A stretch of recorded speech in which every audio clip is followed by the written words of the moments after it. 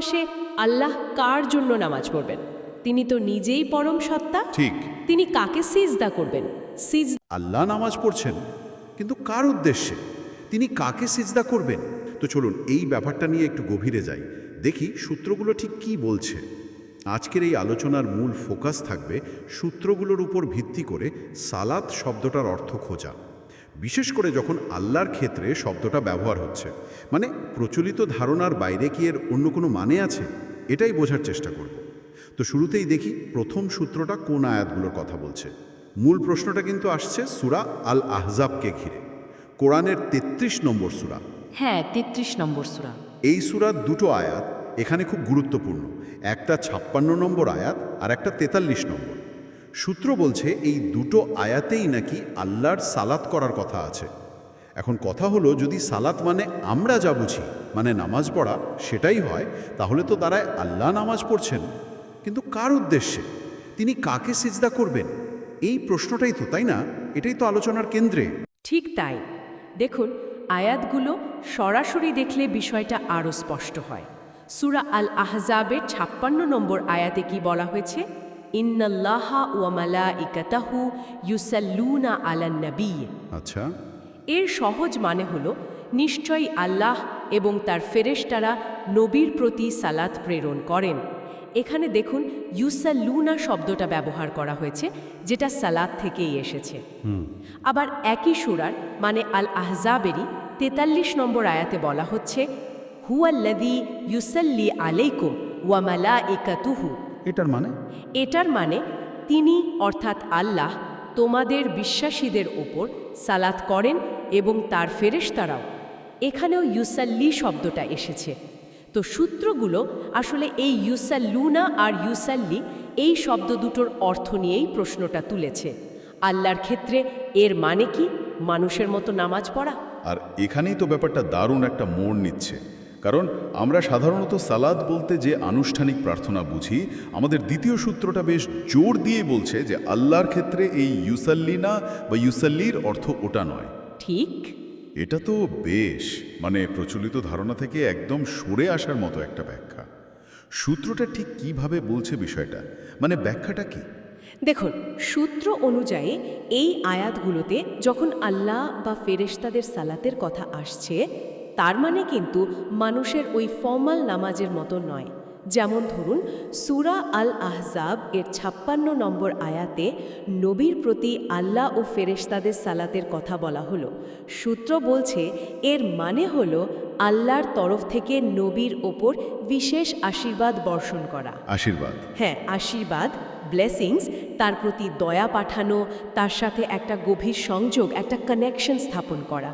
সূত্র যেভাবে বলছে, এটা অনেকটা আল্লাহর পক্ষ থেকে নবীর সাথে একটা স্পেশাল যোগাযোগ রাখা, তার দিকে আলো বা নূর পাঠানো, কিংবা ধরুন তার সাথে একটা আধ্যাত্মিক সম্পর্ক স্থাপন করা।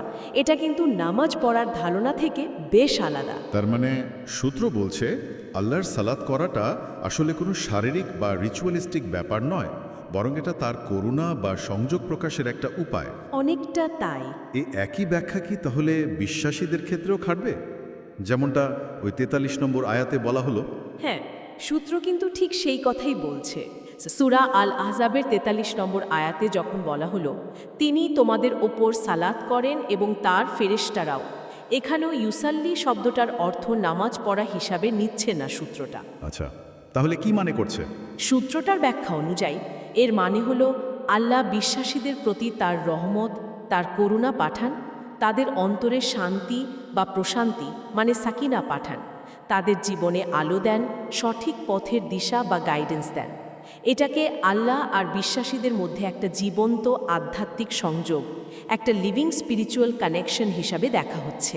বাহ! সুতরাং আল্লাহ যখন বিশ্বাসীদের উপর সালাত করছেন, সূত্র বলছে তিনি আসলে তাদের সাথে জুড়ছেন, কানেক্ট করছেন, তাদের প্রতি করুণা বর্ষণ করছেন। বেশ গভীর ব্যাখ্যা তো। আচ্ছা, সূত্রটা কি কোরআনের অন্য কোনো আয়াতের সাহায্য নিয়েছে এই ব্যাখ্যাটাকে সাপোর্ট করার জন্য? কারণ দেখুন, একটা শব্দের মানে যখন আমরা প্রচলিত ধারণার বাইরে গিয়ে ব্যাখ্যা করি, তখন তো আরও সমর্থনের দরকার হয়, তাই না? অবশ্যই। হ্যাঁ, সূত্রটি এই বিকল্প ব্যাখ্যাটার সপক্ষে কোরআনেরই আরেকটি আয়াতের কথা বলেছে। সেটা হলো সূরা আল বাকারার ১৫৭ নম্বর আয়াত, কোরআনের দ্বিতীয় সূরা। সূরা বাকারা ১৫৭ কি বলা আছে সেখানে? সেই আয়াতে বলা হয়েছে, উলায়েকা আলাইহিম সালাওয়াতুম মিন রাব্বিহিম ওয়া রাহমা। এর মানে দাঁড়াচ্ছে, তাদেরই উপর রয়েছে তাদের প্রতিপালকের পক্ষ থেকে সালাওয়াত এবং রহমত। ও, এখানে সালাওয়াত শব্দটা এসেছে। এটা তো সালাতের বহুবচন, তাই তো? একদম ঠিক। আর এটাকে সরাসরি রহমত বা করুণার সাথেই উল্লেখ করা হয়েছে। এটা তো বেশ বেশ তাৎপর্যপূর্ণ মনে হচ্ছে আমার কাছে। ঠিক ধরেছেন, এটাই কিন্তু সূত্রটার একটা প্রধান যুক্তি। এই আয়াতে সালাওয়াত শব্দটাকে দেখুন, সরাসরি রহমতের পাশাপাশি রাখা হয়েছে। সূত্র বলছে এখানে সালাওয়াত মানে বিশেষ দয়া, আশীর্বাদ এবং আল্লাহর পক্ষ থেকে বান্দার সাথে একটা আলোকিত, একটা পজিটিভ সম্পর্ক।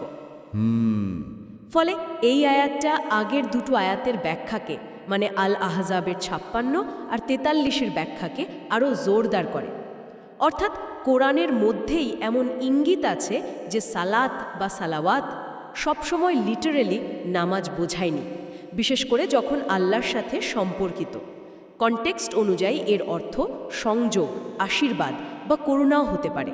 সূত্র কিন্তু এই পয়েন্টটার ওপর খুব জোর দিয়েছে।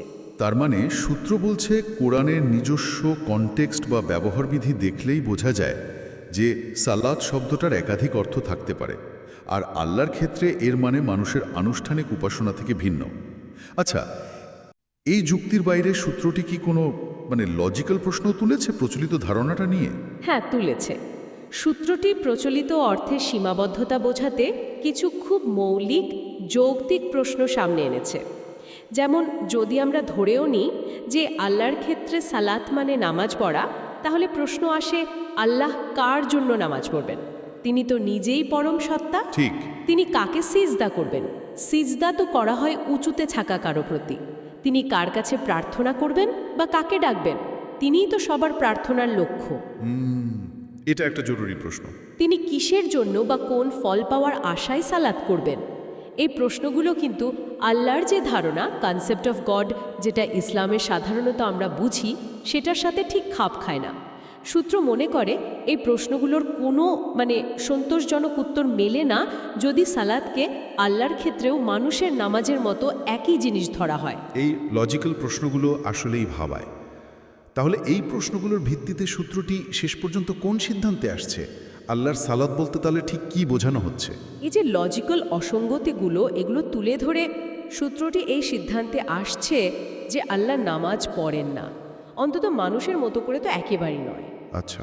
কারণ নামাজের যে কনসেপ্ট, যে কাঠামো মানুষের জন্য, সেটা তো সৃষ্টার ক্ষেত্রে প্রযোজ্য হতে পারে না। দুটো ক্যাটেগরিক্যালি ভিন্ন জিনিস। বরং সূত্র অনুযায়ী আল্লাহ সালাত করেন মানে তিনি সংযোগ স্থাপন করেন, কানেক্ট করেন। হ্যাঁ, তিনি তার সৃষ্টির সাথে, বিশেষ করে নবী আর বিশ্বাসীদের সাথে একটা বিশেষ সম্পর্ক রক্ষা করেন। সূত্র এটাকে একটু কাব্যিক ভাষাতেই বলেছে যে তিনি আত্মার গভীরে নেমে আসেন, অন্তরের অন্ধকারে আলো পাঠান, মানুষের ওই যে নিঃশব্দ কান্না বা আকুতি, তাতে সাড়া দেন। এই সাড়া দেওয়া, এই করুণা বর্ষণ করা, এই আধ্যাত্মিক সংযোগ স্থাপন, এটাকে আল্লাহর সালাত হিসেবে ব্যাখ্যা করছে সূত্রটি। তার মানে সালাত শুধু মানুষের দিক থেকে আল্লাহর দিকে যাওয়া একমুখী উপাসনা নয়, সূত্র এটাকে একটা দ্বিমুখী যোগাযোগের মতো করে দেখছে। এটা তো পুরো সম্পর্কের ধারণাটাকেই একটা নতুন ডাইমেনশন দেয়। দ্বিমুখী সংযোগ, একটা টু ওয়ে ইন্টারাকশন। ইন্টারেস্টিং। একদিকে দেখুন, যখন মানুষ একাগ্র হয়ে তার সবটুকু দিয়ে হৃদয় খুলে আল্লাহকে ডাকছে, তার সাথে জুড়তে চাইছে, তার দেখানো পথে চলছে, তখন সে সালাত করছে। ওয়াও। অন্যদিকে যখন আল্লাহ সেই ডাকে সাড়া দিচ্ছেন, তার করুণা বা রহমত পাঠাচ্ছেন, বান্দার দিকে আলো বা গাইডেন্স পাঠাচ্ছেন, অথবা সেই সংযোগটাকে পূর্ণ করছেন, তখন সূত্রের ব্যাখ্যা অনুযায়ী আল্লাহও সালাত করছেন। ওয়াও। এটাকে সৃষ্টিকর্তা আর সৃষ্টির মধ্যে একটা অদৃশ্য সম্পর্কের আলো দিয়ে বাঁধা একটা নিরন্তর অনন্ত যোগাযোগ হিসেবে বর্ণনা করা হয়েছে। An eternal communication bound by the light of an unseen relationship. অদৃশ্য সম্পর্কের আলোয় বাঁধা অনন্ত যোগাযোগ। বাহ, বেশ গভীর ভাবনা তো।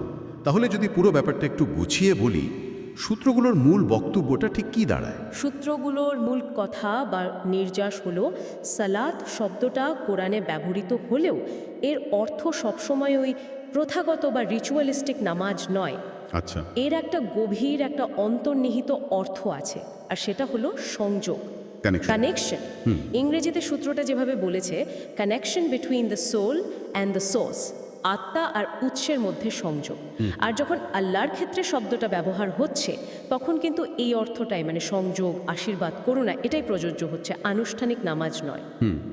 এখন যদি আমরা এটাকে আরেকটু বড় ক্যানভাসে দেখি, মানে ইসলামিক ধর্মতত্ত্বের প্রেক্ষাপটে, তাহলে এই ব্যাখ্যাটা কিন্তু আল্লাহ আর সৃষ্টির মধ্যেকার সম্পর্কের যে প্রচলিত ধারণা তার পাশাপাশি একটা এক্সট্রা আরও গভীর, আরও জীবন্ত মাত্রা যোগ করে। ঠিক। এটা সম্পর্কটাকে শুধু কিছু আনুষ্ঠানিকতার গণ্ডিতে বেঁধে না রেখে একটা চলমান সক্রিয় যোগাযোগের ধারণা দিচ্ছে, যেখানে স্রষ্টা নিজেও সাড়া দেন, সংযোগ স্থাপন করেন। তাহলে আজকের এই যে গভীর আলোচনা, এখান থেকে আমরা সূত্রগুলোর আলোকে যা বুঝলাম তা হলো কোরআনে সালাত শব্দটা বিশেষ করে যখন আল্লাহ বা ফেরেশতাদের প্রসঙ্গে ব্যবহার হচ্ছে তখন এর অর্থ প্রচলিত নামাজের ধারণার চেয়ে অনেক ব্যাপক হতে পারে, হয়তো ভিন্নও হতে পারে। হ্যাঁ, সূত্রগুলো বলছে এক্ষেত্রে এর মানে হতে পারে ঐশ্বরিক সংযোগ তৈরি করা, আশীর্বাদ বা দয়া পাঠানো, করুণা বর্ষণ করা। এটা একটা গুরুত্বপূর্ণ পার্থক্য কিন্তু, যা হয়তো আমরা অনেকেই সেভাবে ভাবি না বা খেয়াল করি না। নিঃসন্দেহে। আর এই পার্থক্যটা বোঝা কিন্তু জরুরি হতে পারে, কারণ এটা সরাসরি সৃষ্টিকর্তার সাথে আমাদের সম্পর্কের ধারণাকে প্রভাবিত করতে পারে। দেখুন, এটা একদিকে যেমন মানুষের জন্য নামাজের যে বিধান আছে তার গুরুত্ব কমাচ্ছে না, সেটা তো আছেই, কিন্তু তার পাশাপাশি একটা সরাসরি, একটা পার্সোনাল আধ্যাত্মিক সংযোগের ধারণাকে খুব জোরের সাথে সামনে আনছে। এটা একটা মৌলিক প্রশ্ন আবার উস্কে দেয় যে আমরা উপাসনার প্রকৃতিকে কিভাবে দেখি, সৃষ্টিকর্তার সাথে যোগাযোগের ধরনটাই বা কেমন? এটা কি শুধু কিছু নির্দিষ্ট রিচুয়ালের সমষ্টি, নাকি এর বাইরেও স্রষ্টার সাথে সৃষ্টির একটা গভীর, চলমান, ব্যক্তিগত সংযোগ সম্ভব, যেখানে স্রষ্টাও অ্যাক্টিভলি সাড়া দেন? সূত্রগুলোর ব্যাখ্যা কিন্তু এই দ্বিতীয় দিকটার উপরেই আলো ফেলছে। সত্যি, আজকের আলোচনাটা কিন্তু প্রচলিত চিন্তার বাইরে গিয়ে একটা অন্যরকম দৃষ্টিকোণ তুলে ধরল, আর পুরোটাই আমাদের হাতে আসা সূত্রগুলোর উপর ভিত্তি করে। আলোচনার একদম শেষে এসে একটা বিষয় শুধু ভাবনার জন্য রেখে যেতে চাই। বলুন। এই যে সূত্রগুলো আল্লাহর সালাতকে যেভাবে ব্যাখ্যা করলো, মানে সংযোগ, করুণা, সাড়া দেওয়া, এই আইডিয়াটা যদি আমরা নিই তাহলে এর একটা প্রায়োগিক দিকও থাকতে পারে, তাই না? থাকতে পারে। যদি সালাতের একটা মূল অর্থই হয় এই আধ্যাত্মিক সংযোগ, তাহলে প্রশ্ন জাগে, আচ্ছা, আমাদের যে প্রথাগত আনুষ্ঠানিক উপাসনা, তার পাশাপাশি এই সংযোগ ফিলিংটাকে, এই অনুভূতিটাকে আরও গভীর, আরও জীবন্ত করার জন্য আমরা সচেতনভাবে আর কি করতে পারি? কিভাবে এই দ্বিমুখী যোগাযোগটাকে আমাদের ব্যক্তিগত জীবনে আরও বেশি করে উপলব্ধি করা যেতে পারে?